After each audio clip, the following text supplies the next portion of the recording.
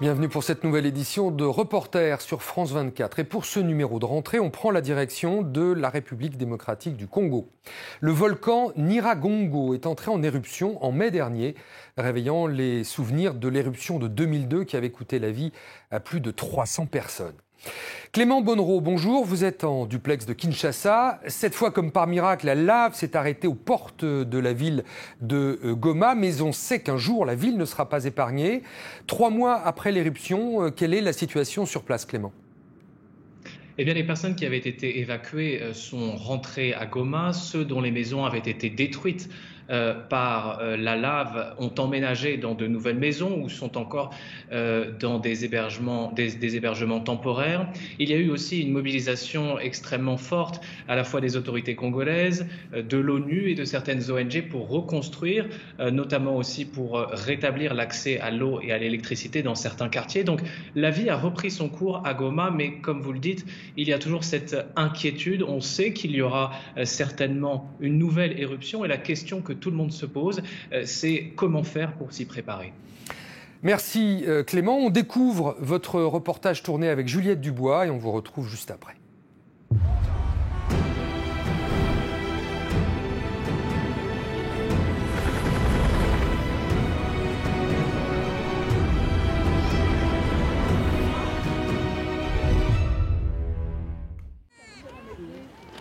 Main dans la main, Fanny et Patrick retournent pour la première fois sur la coulée de lave.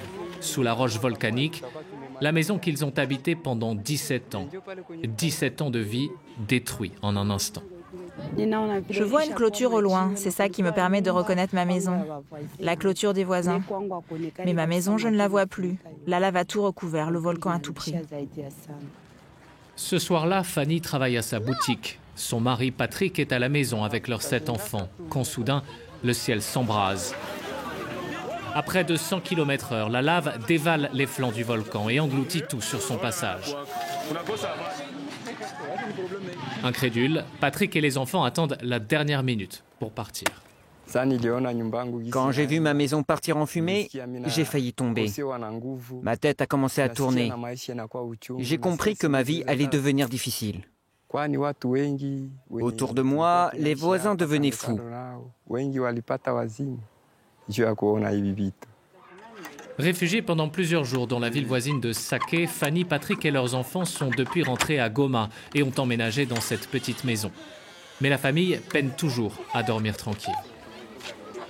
Quand je pense à ce volcan, je me dis qu'il peut encore se réveiller à tout moment. J'ai peur. L'éruption a laissé une blessure dans mon cœur. Jamais je n'oublierai. Comme Fanny, près de 2 millions de personnes vivent sous l'ombre menaçante du mont Nyiragongo. Culminant à 3470 mètres, c'est l'un des volcans les plus actifs et les plus dangereux de la planète. Sa particularité, la présence dans son cratère d'un lac de lave quasi permanent qui peut à tout moment s'écouler. En 1977 et en 2002, le lac s'est vidé brutalement en l'espace de quelques minutes. Cette fois encore, les volcanologues n'ont rien vu venir.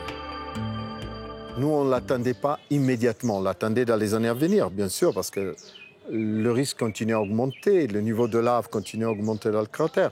Mais on n'était pas prêt à dire que à parier que l'éruption aurait eu lieu dans les jours ou dans les mois à venir. Donc, cela aussi, on a beaucoup à apprendre même de cela. Nous, on s'est trompé, ça c'est clair. Pour les scientifiques, chaque nouvelle éruption est l'occasion de mieux comprendre le comportement du volcan.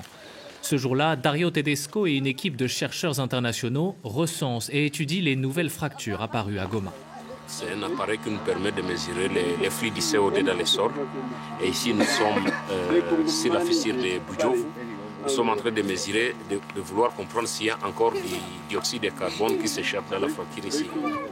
Chaque fissure est une ouverture potentielle pour les coulées de lave. En effectuant ces mesures régulièrement, les chercheurs espèrent identifier de nouveaux signaux qui permettraient de prévoir de futures éruptions.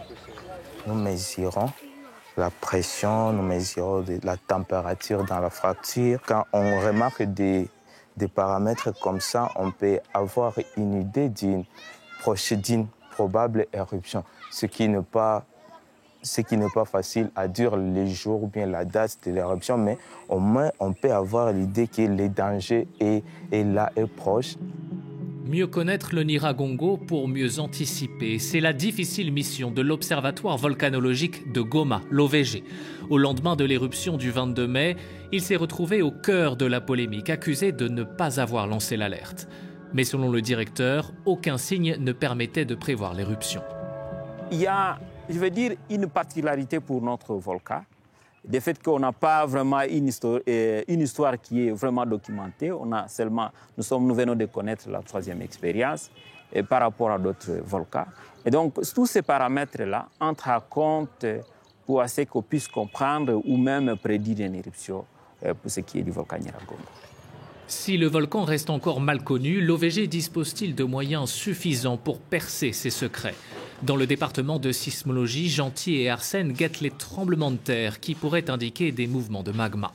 Là, nous avons la carte qui montre les épicentres par rapport aux stations et ça nous arrive sous forme de signaux. Et ce sont ces signaux que nous analysons par deux machines. Vous voyez, nous sommes en train de les faire là. Un travail de surveillance quotidien que les chercheurs ne sont pas toujours en mesure d'effectuer. Après la fin d'un financement de la Banque mondiale l'année dernière, l'OVG a été privé d'Internet pendant 6 mois, d'octobre à avril. Le gouvernement congolais était censé prendre le relais.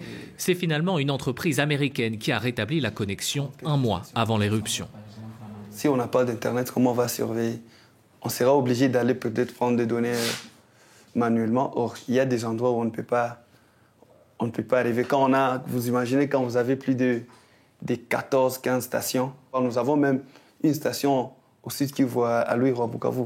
C'est à plus de 100 km. À l'OVG, le manque de moyens ne se limite pas aux coupures d'Internet. Beaucoup d'équipements sont vétustes, comme ces véhicules qui prennent la poussière sur le parking, faute de réparation. Autre exemple, cette sirène d'alerte, don de la MONUSCO, qui ne fonctionne plus depuis des années. Les chercheurs doivent même renoncer à faire certaines descentes sur le terrain. On le fait tous les jours, surtout nos techniciens, mais on veut que ça soit régulier.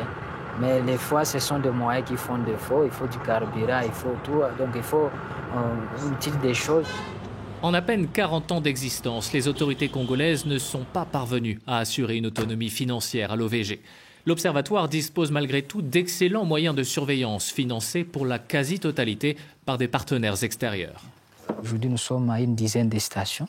C'est bon, c'est intéressant. Bien qu'il y ait insuffisance, mais par rapport à 2002, en tout cas aujourd'hui, on peut se dire que nous avons un équipement qui peut nous donner des informations fiables. Dans un mémorandum adressé au président Félix Tshisekedi quelques jours après l'éruption, un représentant syndical déplore la dépendance de l'OVG à ses partenaires étrangers, qu'il perçoit comme une forme de néocolonialisme. Il alerte aussi sur des problèmes de clientélisme et de corruption. Pendant des années, les salaires des employés ainsi que des millions d'euros de financements étrangers auraient été détournés. Il y a d'abord l'infraction de détournement des salaires des agents de l'État. J'ai des preuves. Il y a financement Banque mondiale, financement Union européenne, mais tout ça, les personnels ne bénéficiaient rien. Sous pression des employés, une enquête a été lancée par le parquet de Goma et le directeur général a été limogé en janvier. Le gouvernement congolais, de son côté, a promis un appui financier supplémentaire, affirmant que rien ne serait plus comme avant à l'OVG. Car l'éruption du 22 mai a rappelé au monde entier la menace qui pèse sur la ville. Un danger qui ne vient pas que du volcan, mais aussi du lac Kivu qui s'étend sur 2700 km², à cheval entre la RDC et le Rwanda. Ces eaux en apparence paisibles renferment à des dizaines de mètres de profondeur d'immenses quantités de gaz méthane et de CO2. Le chimiste Charles Balagizi sort régulièrement sur le lac pour mesurer les taux de concentration. On connaît les concentrations que le lac avait de toutes ces mesures avant l'activité volcano-sismique du 22 mai 2021. Maintenant, nous sommes en train de rentrer à des points précis pour refaire les mêmes mesures et comparer afin d'essayer de comprendre s'il y a eu des variations. Car le risque, c'est celui d'une éruption limnique, c'est-à-dire la remontée brutale de ces gaz vers la surface. C'est arrivé en 1986 autour du lac Nyos, au Cameroun. Une explosion soufflant tout sur son passage a tué plus de 1700 personnes, asphyxiées en quelques minutes. Mais le contexte est différent au lac Kivu, plus large et plus profond. Les chercheurs se veulent rassurants. Nous disons que le lac est stable, mais qu'il y a des phénomènes qui peuvent déstabiliser ces lacs. Par exemple, si on a un grand tremblement de terre dont la magnitude, par exemple, dépasserait les 6,5, ça peut être un risque pour les lacs. Une petite portion du lac inquiète pourtant les experts. Ici, dans le golfe de Kabuno, l'eau est saturée en CO2 à une quinzaine de mètres de profondeur seulement. Une simple coulée de lave pourrait provoquer une catastrophe. Ce dégazeur expérimental a été installé en 2017 par un chercheur français. Il y a un tuyau qui ramène des eaux chargées en gaz. Alors, ces eaux, c'est ce que vous voyez là, couleur blanche. Alors, il y a un autre tuyau qui ramène les eaux qui sont déjà dégazées. Alors ça les amène en profondeur, vers les 15 mètres. Au lendemain de l'éruption, le gouvernement congolais a annoncé le décaissement de 4 millions d'euros pour dégazer entièrement le golfe de Kabuno. Et si l'extraction du CO2 n'offre pas de débouchés économiques, le gaz méthane, lui, peut être utilisé pour produire de l'électricité. C'est le cas au Rwanda qui a lancé son programme Kivuwatt en 2015. En RDC, un accord a été signé avec une firme tunisienne. Une centrale devrait voir le jour dans les prochaines années. Mais quoi qu'il arrive, Goma continuera de vivre sous la menace d'une catastrophe majeure pendant longtemps. Alors faut-il se résigner à la voir un jour rayée de la carte? Cette équipe d'urbanistes étudie la possibilité de déplacer une partie de la ville vers Sake, à une trentaine de kilomètres à l'ouest. On va prendre les coordonnées d'ici, qu'on va joindre jusqu'à la limite du parc. C'est nécessaire de prélever les coordonnées sur terrain afin qu'on puisse identifier les terres qui peuvent être occupées par des tierces. Parce que quand nous allons faire un tel projet, il ne faut pas qu'il y ait un conflit après, pour cause de l'indemnisation. Les experts préconisent de transformer ces espaces agricoles pour y implanter 2 nouvelles communes, Sake 2 et Sake 3, qui pourraient accueillir jusqu'à 400 000 personnes. Un projet titanesque qui n'a pas encore été chiffré. Le but, délocaliser une partie des habitants des quartiers les plus proches du volcan et permettre une meilleure évacuation en cas d'éruption. À Goma, sur 18 quartiers, il y a 13 qui sont surdensifiés, donc des densités qui vont jusqu'à 2200 habitants à l'hectare. On a vu ce qui s'est passé le 22 mai passé. Et sur un petit axe, disons, de ce Goma-Sake, et on ne pouvait pas. Les gens là où nous faisons à peine 20 minutes, les gens ont fait 3 heures, 4 heures. Le projet est dans les cartons depuis des années et certains préféreraient qu'il en reste là. Au pied du volcan Nyiragongo, les habitants ne sont pas prêts à partir. Pour le Mwami, le chef traditionnel, la population s'est habituée au fil des siècles aux soubresauts de son encombrant voisin. La population a un rapport vraiment sacré, c'est un rapport quasi divin avec la terre, puisque traditionnellement, lorsque quelqu'un naît quelque part, l'on ensevelit son cordon ombilical là où il est né. Nous n'avons que cette terre comme chez nous. Où est-ce que nous allons aller? Après chaque éruption, le Mwami et les siens reconstruisent sur la lave durcie inlassablement. Cette fois-ci, ne fera pas exception. Et en duplex, on retrouve à Kinshasa Clément Bonnereau. Clément, vous évoquez dans votre reportage la polémique autour de l'observatoire vulcanologique de Goma, qui a été pointé du doigt dès le lendemain de l'éruption. Beaucoup avaient dit à l'époque que le volcan n'était plus surveillé. Vous montrez que la réalité est beaucoup plus complexe.